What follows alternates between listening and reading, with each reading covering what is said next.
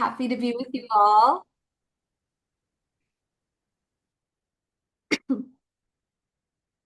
Awesome. Well, why don't we get started? I'm sure some more folks will join, but I really want to just thank you all for coming tonight.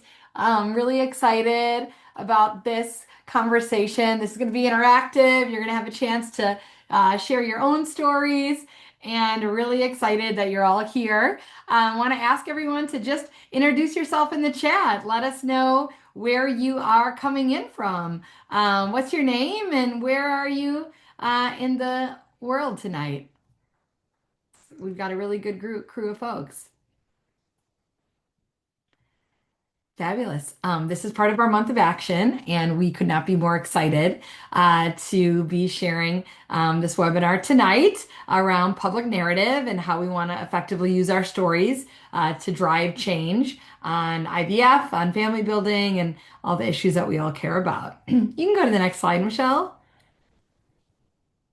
Awesome. So hello everyone. It's great to be with you. For those of you I haven't met before, I'm Nicole Dursey. I'm the principal and co-founder of 50 Plus One Strategies. And most importantly, I have personal experience with IVF, which I'm looking forward to sharing with all of you. And I could not be more proud to be part of this Resolve team. I've worked on issue advocacy and electoral campaigns across the board. Resolve is one of my favorite clients that I've had the chance to work with and really love this team. I am excited to be able to share with you how we think about personal story and how we utilize public narrative. I've worked in public narrative in so many different campaigns and issue advocacy efforts, and it's always a valuable tool, and especially when it comes to this issue. So very excited to be with you tonight. Next slide. I wanted to thank Fuse Health. As you know, it's cost improvements, there's resources involved in making the month of action possible, and reaching out to all of you and having webinars like these and actions like these. And Fuse Health has been just such a fabulous sponsor and partner to Resolve as a technology-powered healthcare solutions company. They do really incredible work, very innovative, and super important to the work that we're doing. And we really appreciate their support tonight. Next slide. All right, so we are here to talk about public narrative. How many of you, and maybe raise your hand if you can, and put in the chat, have had some experience with using your personal story to drive change as an advocate before? Yeah, see some thumbs up. Some folks have, some folks probably haven't. Whether or not this is your first time thinking about using your personal story or whether you've been doing this for decades, I hope that you will find something new in this webinar and also just really have the chance to practice. Our stories are always evolving, right? As our own experience evolves and our own kind of space that we're in evolves. So it's really important that we continue to work on our stories and that we really share with each other and grow as a community. Also, I have a kind of exciting framework that you may or may not heard before in terms of how to think about personal story.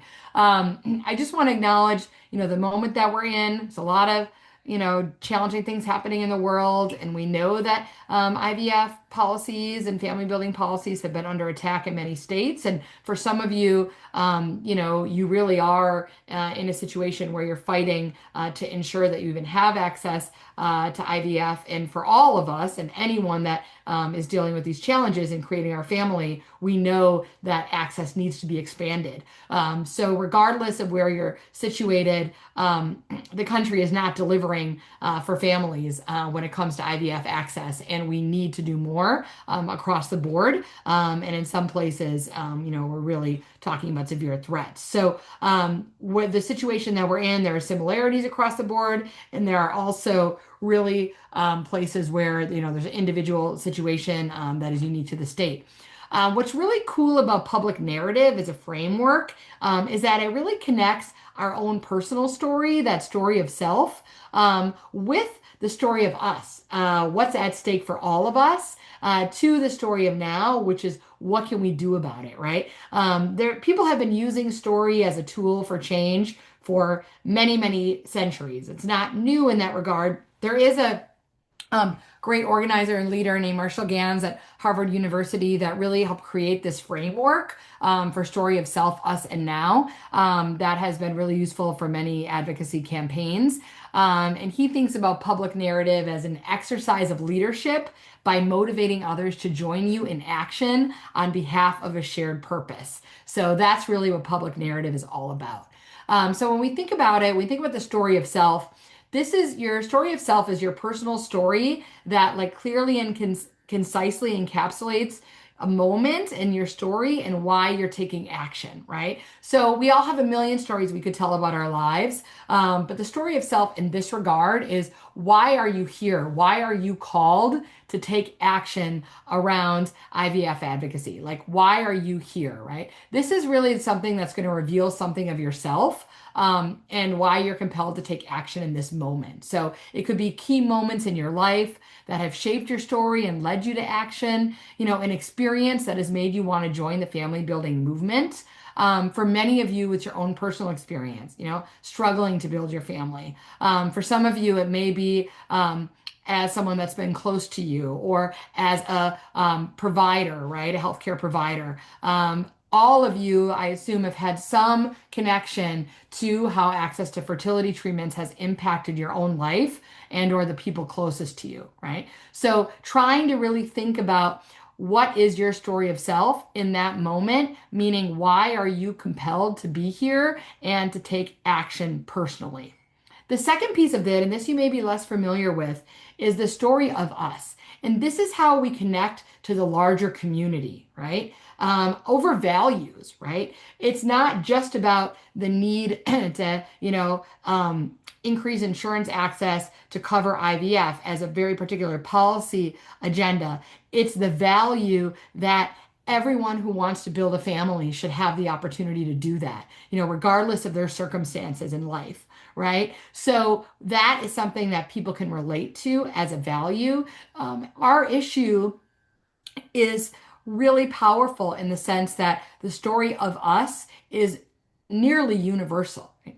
Almost everyone considers themselves part of a family of some kind, right? Even if they're not trying to have children themselves, they have come from a family. So almost everyone can relate to the idea that people should have the opportunity and the support to build families, to build their own families as much as they want to, right? So this is really what's at stake for the larger community, right? And why should it be that only the wealthiest people that can afford treatments are able to get them, and making it the universal. So it's not just about your own story, it's about what's at stake for our larger community.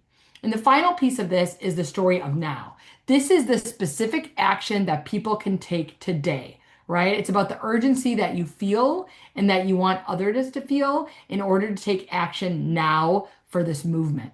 It's getting people to understand that even though, we may not be voting on, universal coverage for all IVF in the country next week, that there's work that needs to be done today to channel the anger, the despair many of us feel, the frustration, and turn it into action. So today we're going to focus on taking action through Resolves a Month of Action, right? Here we are right now. There is an opportunity to do something, to take action, right? And this doesn't happen without effort and urgency. We know we have limited time, people, and money during this movement. So we need to give people not just our own personal story and what's at stake for me, not just what's at stake for all of us together, but what can we do about it, right? How can we actually make change now to advance our cause? That is the story of now. So I'm going to talk just a little bit about my own experience, kind of share my own story with all of you. So uh, I was a very career-driven young person. Dating was kind of on the back burner for me. It was happening, but finding a husband was not my most important priority in my 20s. Definitely not, and even not so much in my early 30s. Started to realize, as I approached 35, that the clock was ticking, and even though I never really was motivated to build a family as a young person. I knew I wanted the choice, right? I knew I wanted the option to be able to do that. And I thought I was lucky enough to meet my partner, to meet my person when I was 36 years old. And, we were married by 38. And I knew that it was going to get harder, but I thought, I'm still in a good window and we're going to be able to have children naturally and make this happen as soon as we could because I knew that was something we wanted. In our vows we talked about having multiple children and bringing them into our larger beautiful community and families. It didn't happen that easily. We tried naturally for about a year and a half. I bought all the ovulation sticks, timed it all, made sure I was in town during that window, couldn't go on business trips, had to happen every month. I waited, and every month I was disappointed, when I was not pregnant again, and realized as I came very close to 40 that we needed to pursue IVF as an option. For the period of 3 years, we went through 5 rounds of IVF. We did all the testing. Most of what, was happening for me was pretty normal. We had be really happy because they would retrieve a lot of eggs and, we'd have most of them would be fertilized and, I'd feel really optimistic every single time. But, every day that those embryos were uh, growing, we were losing them, and we got to a point where we would have one or two, and they would get sent to genetic testing, and we were saddened a couple of times to have no normal embryos after rounds of IVF. After 5 rounds, we had three genetically normal embryos, and I did 2 rounds implementation in myself that didn't work. Two of the most like devastating days of my life when I got the news that they were not successful, or I just got my period and it wasn't happening. We had one embryo left, and really struggled with what to do to try and myself. At this point, I was like 43 years old, and we decided to go the surrogacy route. This was during COVID, so that was really hard. We were interviewing people across the country before vaccines, and do we want to travel?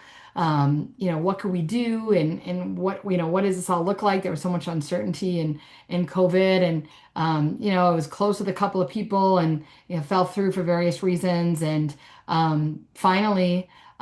We met the most amazing woman who actually wanted to be our surrogate and was a maternity nurse, or was a nurse in a maternity ward, and had a wonderful experience with her.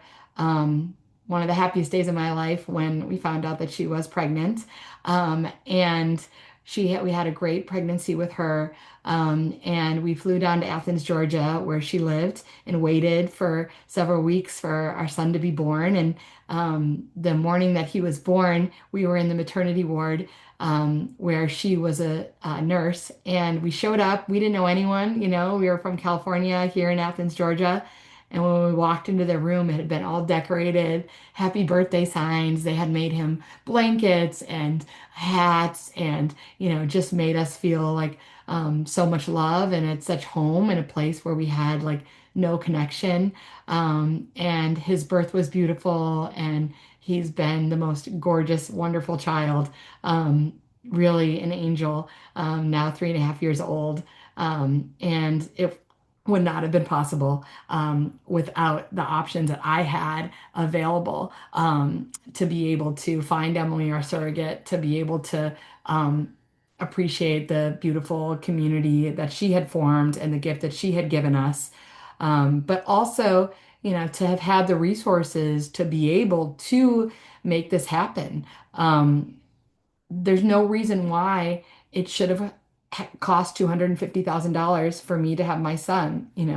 90 plus percentage of people are not able to do that.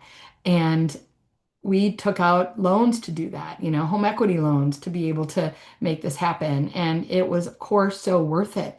But everyone should have this option. Everyone should have the opportunity to be able to become parents if they want to be, to build a family that's based on love. Everyone should. All of us, that want to build family should have the chance to do it and have the resources to do it. And that's why I'm advocating with Resolve. That's why right now in this month of action, we have the chance to be able to do something now, right? There is a bipartisan bill, Hope Act, that is on the House floor about to be, considered, and we really need to get champions to vote for it. We need to get folks across the aisle and Republicans to come out and to say yes and to sign their name to it as a co-sponsor. And that's what we're looking to do in this month of action. We have a phone bank coming up in less than 2 weeks on the 20th of May at 5 p.m. Eastern time that we really want you all to join. This is the chance for you to make those calls into those targeted districts to get those votes so that we can get this bill passed and we can make IVF access available to so many more. So I'm asking you, will you come to the phone bank and join on May 20th?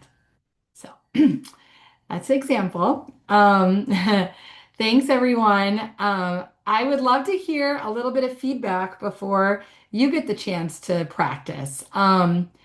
What did you think was effective about the story as I shared it? I'd love for people, you can just come off mute or raise your hand.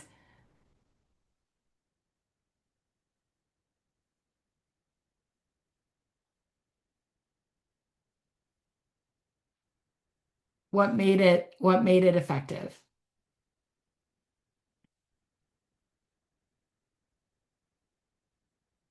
From the heart. Yep. I thought one of the things that made it effective is that you shared your like very unique, deeply personal story, but in the context of building a family, which like you alluded to is just so universal. So like, well, I can relate to it a lot because I'm going through it right now. I also think that anyone who hasn't gone through IVF can understand the concept of a family. So I thought that was a really effective way of telling your story. Thank you. Thank you. And sending all of the best to you. Okay. Let's go. We can skip ahead, Michelle, because we went through a lot of this. You can go to slide. Yep, we talked about story of self. You can keep going. That's okay. To slide 9. In terms of best practices here, um, we really you can go to the next slide. We want to make sure that we're thinking about authenticity matters, right? So this was effective because it was coming from the heart and I was sharing this experience in an authentic way, right? We know that values are bigger than issues, right? So when you talk about values and you talk about the idea that you're trying to connect on the opportunity for everyone to have a family, that's more powerful than saying like, you know, we need to pass HR blah blah blah, to give this much money to the states to do X, Y, and Z, right? It's important to get specific in certain contexts, but you really want to think about it on values. The next piece of this is choice, right? So part of the story of self is really like, where is a moment where you decide to make a choice? So for me, that moment was really about the fact that I decided to keep going. And this is a thing with those of us that are struggling with infertility. There's often dozens of moments like this. Do I do another round? Do I take out this loan? Do we, forego X, Y, and Z, to make this possible, right? So it really is important to highlight this place where we're really showing our own, what our choice is, right? And the choice could be, to stop trying or to keep trying as a contrast. The choice can also be to decide to just exist in your own experience, which is very understandable. Like it's very painful for people. And getting involved as an advocate is a choice, right? So you're in a position where you may or may not want to step into the advocacy arena. And you want to understand like why, right? So what I'm trying to articulate in that story is that I decided to fight because even though it worked out for me and even though I had the resources to be able to, do everything I could to make it happen, not everyone does. And I believe that they should. So you've got to be able to kind of draw out what that contrast is. You want to know your own values here, right? Being authentic to what you truly believe. You want to practice telling your story, and you always want to make that ask of folks. You always want to be really clear. I was very clear. The way that people can take action is by coming to this phone bank on May 20th. It's not enough just to say, will you join me in fighting for IVF access? That's too vague, right? Yes, I would love to join you, but what does that mean? Showing up on May 20th, for 2 hours is a very specific ask. Next slide, please. Okay, so you all, next slide, Michelle. You guys are going to have a chance to practice. And actually, we're going to have groups of three here. And we're going to ask everyone to have a chance to practice your story. So you're going to take about 3 minutes to share, about 2 minutes to give feedback. And then you'll go to the next person. They'll take about 3 minutes to share, about 2 minutes to give feedback, and then go to the next person. We are going to give everyone 18 minutes, so you have a little bit of a buffer here. But once you get past 4 minutes, you might need to time each other and stop at about 4 minutes. Mine, I think, was about 3 or 4 minutes. So that's what we're sort of looking for here. I just want to acknowledge, I know some of this is new to you. If you need to take a couple of minutes at the beginning to kind of think through it, go for it. But the only way that we get better at this is practicing. And this is the best tool that we have. So trying to get that story to 3 minutes is really important. There may be situations where you have 10 minutes, and there's going to be a lot of situations where maybe you just have, 30 seconds to 1 minute, but 3 minutes is a good place to start. So we're going to put everyone in groups of three. If you just have two people, that's fine. Some of you may just have two, but two or three, and ask for folks to be able to share. And then we'll come back in 18 minutes at 5:42 my time. Okay.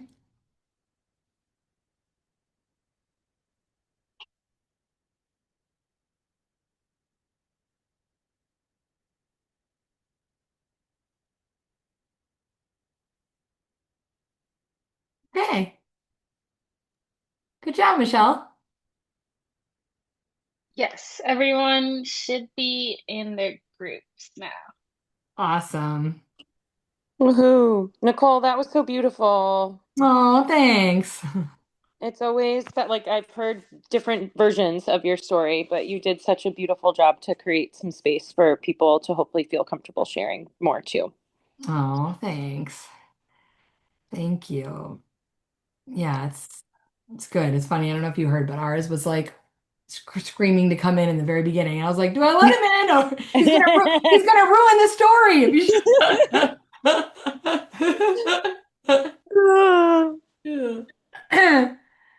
Um,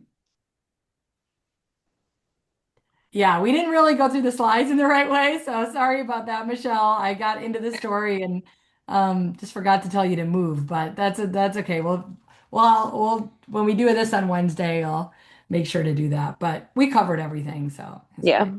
no, definitely did.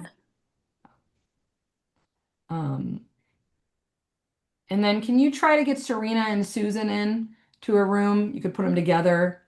You see how they're in the waiting room?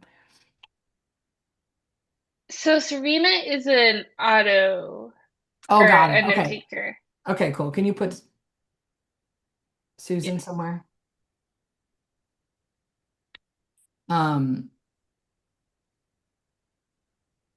all right, cool. So we'll have almost 20 minutes so we can hear an example, which will be nice, and then debrief a little, talk about using this in organizing. Um, and then, yeah, let's just look at the overlap of this and the Wednesday people. Yeah, I didn't think from my quick look, and Michelle, you would have a better sense. I feel like I did not recognize a ton of names for next week. I saw some. like kind of I've seen some advocates or volunteers that we've had a couple times, like Anna Okay. Hornbostel, Jackie Bishop, Laquana Cardwell, Okay. Yeah, Laquana, I've recognized her name. Sarah Ekis. I think these are Jennifer Okay. Straub. Okay. So some are. Yeah.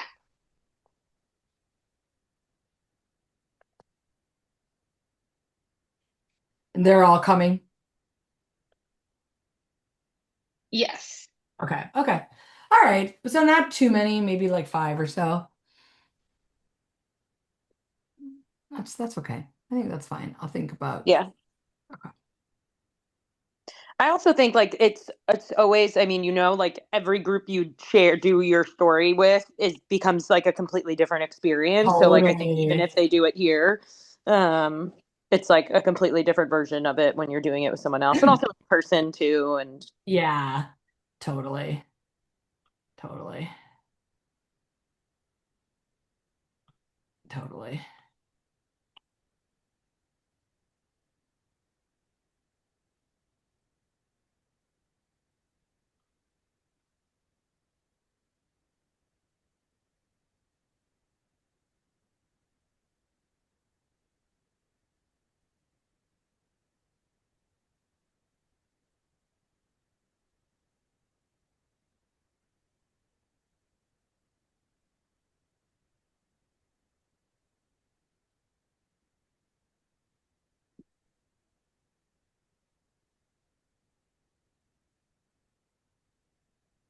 See, there's Andrea here. I'm gonna try to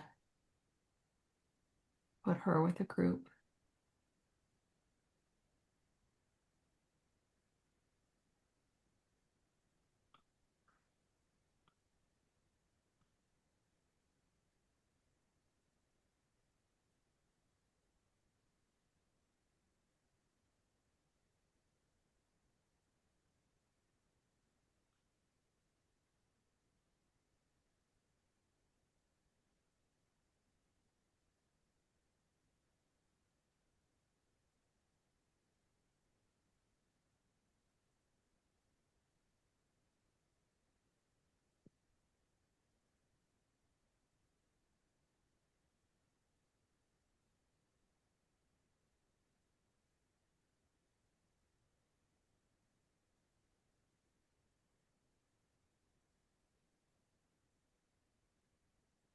And then why don't we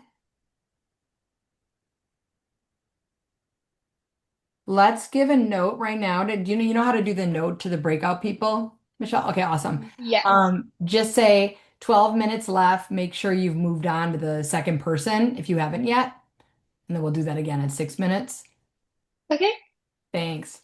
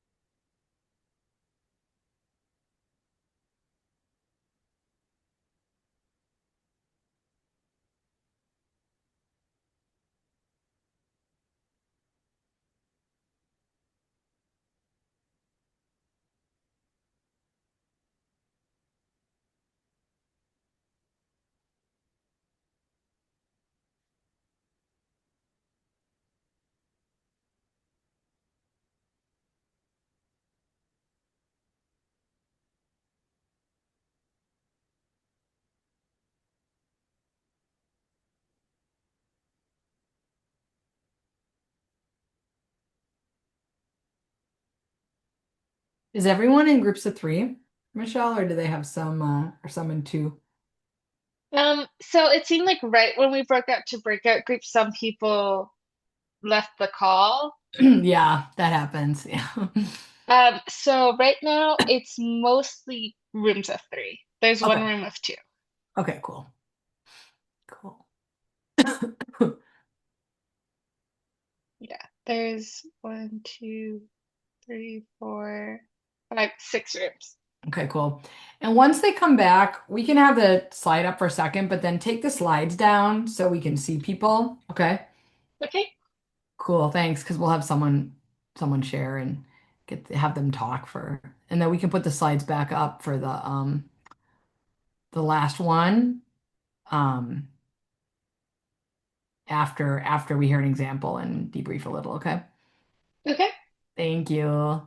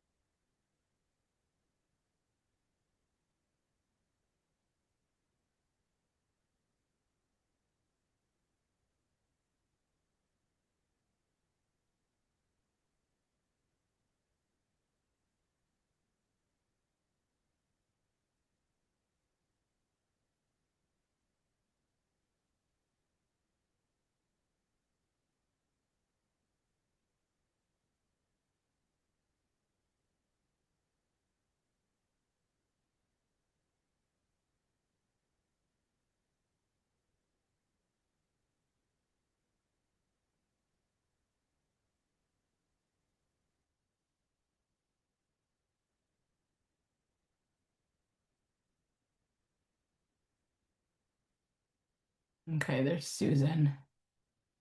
Always try to let her in somewhere.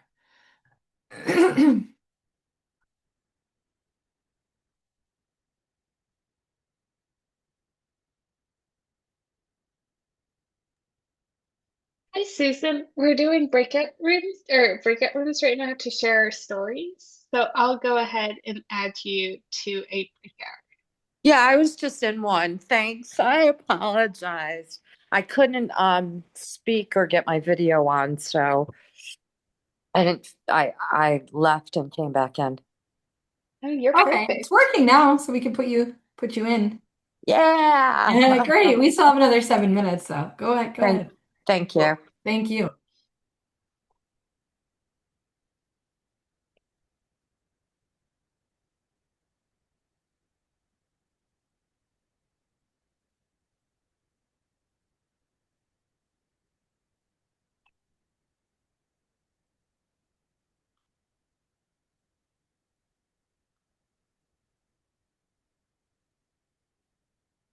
Yeah.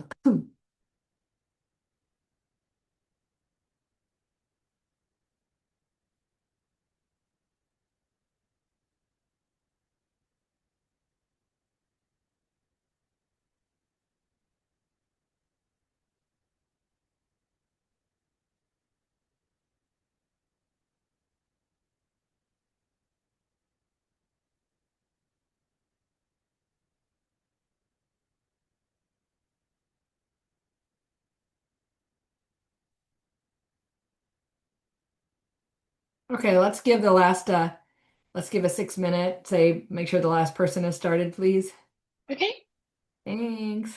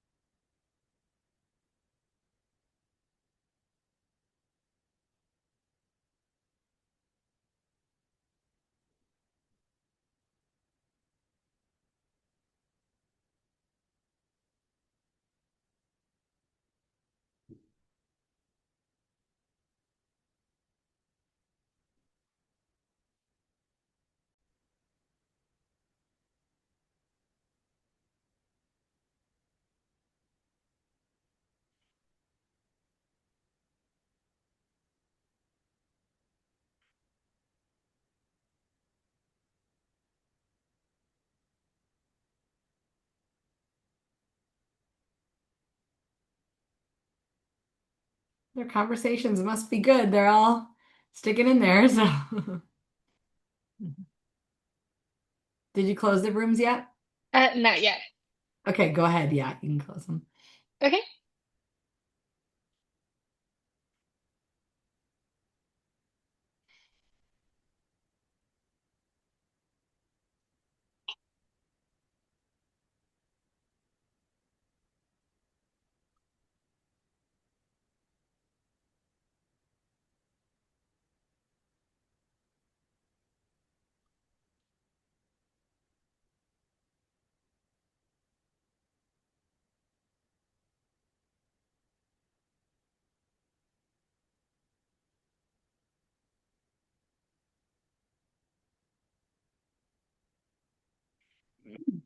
Hi, folks. I know a couple of folks have come back.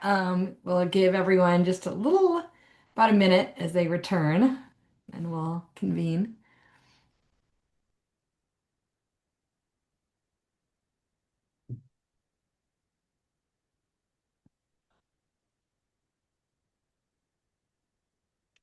Welcome back, everyone. Folks are just coming back, so we'll give everyone just a minute. Great. Awesome. Thank you. Okay, you can take down the slide, Michelle. It's great to see everyone's faces. Thank you so much for being here and for sharing with each other. I want to just take a couple of minutes and hear from folks. How was that experience? Anyone I'll, want to come up? I'll Yeah, go start. ahead, Samantha. Thanks. I loved it. I loved our group, all from different areas, different, parts of the country. And, what we just talked about, I think that like the aspect of what you were saying of community is just so important because even though everyone is going through something, you're going through something different. And understanding that, all of those different journeys, impact people in the same way. And, I went through IVF, but I went through it almost 17 years ago. Yeah. So this wasn't even like a possibility in terms of like all of the connection and the resources and the advocacy. So just to learn about our different stories and how everything has changed, but at the same time, like coming to that common goal of everyone still trying to help each other. And we all just had such different experiences from IVF to donor embryos to surrogacy to adoption. So it just was like really special being able to, number one, meet people who thankfully were so vulnerable as well. And then also coming together in this type of forum because this is exactly what you're trying to do is like create this space that people feel comfortable to share. So thank you.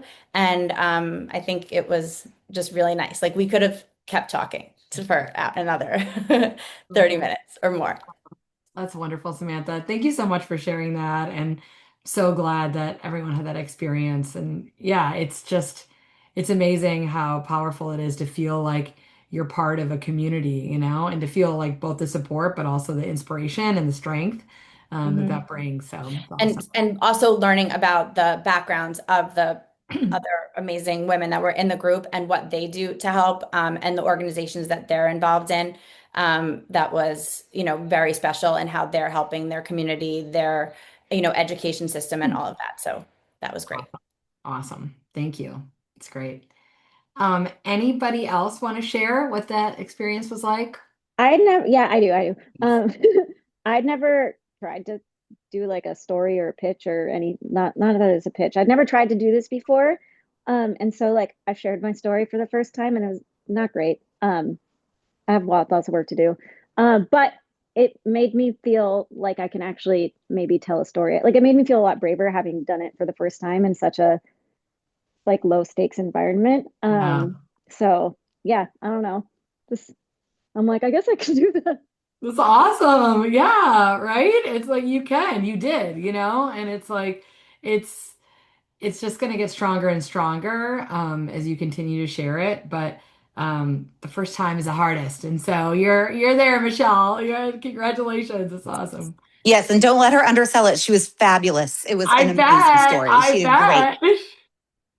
I bet. I bet. Anyone else want to share what your experience was like? Is there anybody here who'd be willing to share your story and kind of give us another example in terms of how to think about it in the context of public narrative? This is Susan. I'm just going to point out that it was bonding. I had some technical issues originally, so I didn't hear what my group, Jackie and Anna, said about their stories, but I would say it was definitely bonding, and um, smaller breakout rooms are definitely easier to open up and share our stories. Yeah. I have an extensive fertility journey that has had, it started off slow, it went really high, and then my ex-husband and I ran into a big bump, a big hole.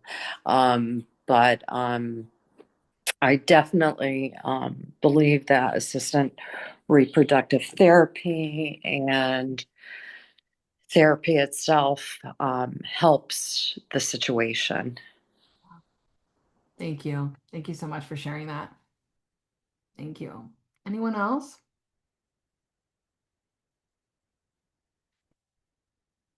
Okay. Well, really appreciate it. I'm really glad that everyone was able to have that experience. If you want to pull up the slides, Michelle, I just want to talk a little bit more about how we can utilize our stories for advocacy and how we can kind of support others. Um, so we know that public narrative is a super critical tool. It helps to strengthen the narrative about what we're trying to say, right? It becomes a lot harder for people to shut us out, to ignore us. When we become real people, with real stories and real struggles, it strengthens a narrative of what this movement is all about, right? It also motivates people, right? It motivates people to join the movement when they can see themselves in your own story, when you create that story of us, when you talk about what's at stake for the larger community, and when you then give them something they can do about it, right? When you hear someone's story and you empathize, you want to be able to take action. It's going to motivate you much more than just seeing a list of, this is the ways that you can help and get involved, right? It recruits volunteers to take action. So it is a way that we can get more people to take action by saying, we need you to join this to be able to move this forward. And public narrative is a great tool that did that. When we think about when we share a story, it's really every Resolve event that we have is an opportunity to showcase the story of self, us, and now, right?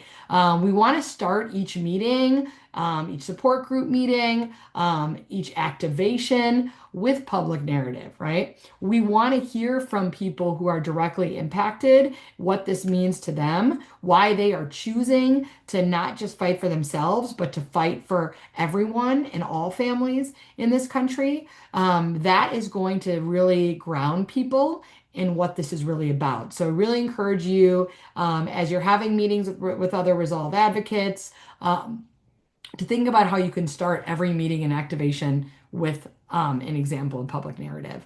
It shows that sense of urgency, right? And how we're fighting back.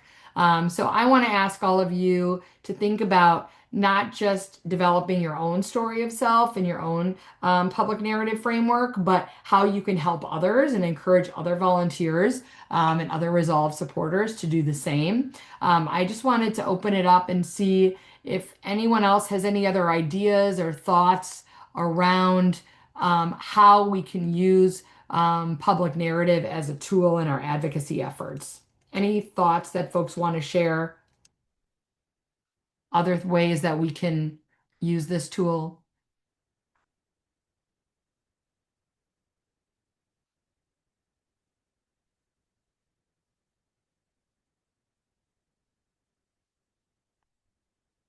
I have a question, Yeah. not necessarily about the, it's about sharing. Yeah, go ahead. How about like sharing your story when you're not exactly sure what your specific ask is? Like, I don't Yeah. know if I have a specific ask right now other than support. I mean, I've signed up for like the Resolve Action alert things and stuff. So I'm gonna have like more Right. asks, but like I know there's like something to be said about increasing awareness and stuff like that.